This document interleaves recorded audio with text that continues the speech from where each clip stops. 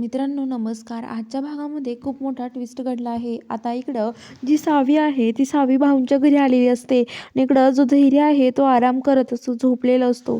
तर आता इकडं जी सावी इकडं बसलेली असते तेवढ्यात भाऊ सावीला म्हणतात, "सावे, मला धैर्यांसोबत बोलायचं आहे गं. फोन लावून देते का गं धैर्यांना?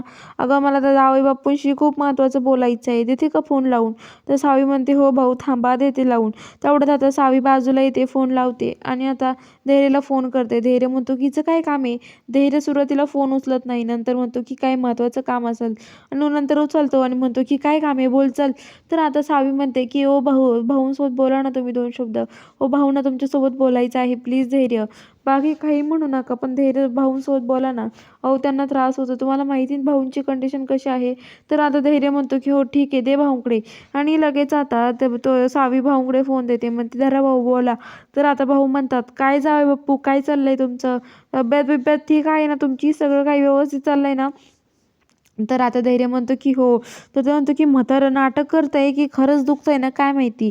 तेवढ्यात आता धैर्यला म्हणतात की भाऊ म्हणतात की माफ करा आमचं चुकलं, पण हे बघा तुम्ही आमच्या सावीला सुखासमाधानी नांदवताय ना हेच आमच्यासाठी खूप आहे. आम्हाला हे सगळं बघून खूपच आनंद आहे. कारण की तुम्ही असाच सुखाने संसार करा दोघंजणं, असं म्हणतात. तर ते म्हणतात की हो ना. धैर्य इकडं म्हणतो की काय चाललंय म्हाताऱ्याचं काय माहिती.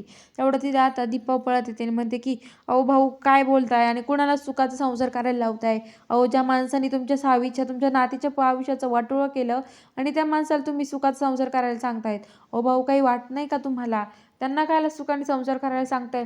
अहो त्यांनी तुमच्या सावीला सोडून दिलं आहे, असं म्हणतात. तर आता ते म्हणतात, भाऊ म्हणतात, "दीपे येडी झाली का काही काय बोलती?" तर आता लगेच जी सावीची आई आहे ती पुढे येते आणि म्हणते की भाऊ द्या आता तुमचं बोलून झालंय ना, द्या सावीकडे फोन आणि चला तुम्ही गोळ्या घ्यायचा टाइम झालाय तुमचा आणि ती भाऊंना आतमध्ये घेऊन जाते. तर इकडं जी सावी आहे ती फोन घेते आणि म्हणते की तर धैर्य म्हणतो हो बोला ना. तर आता सावी म्हणते सॉरी आज चुकलं. अहो ते भाऊंमुळं. तर आता लगेच भाऊंचं दुखतं तुम्हाला माहिती ना धैर्य म्हणतो की हो मला माहिती, नका टेन्शन घेऊ. भाऊंची काळजी घ्या तुम्ही चालन. ठेवू का मग? स्वतःची काळजी घ्या, भाऊची काळजी घ्या. तर सावी म्हणते ठीक आहे. तर बघूया आता पुढील भागात काय घडतं. बघायला चॅनलला सबस्क्राईब करा.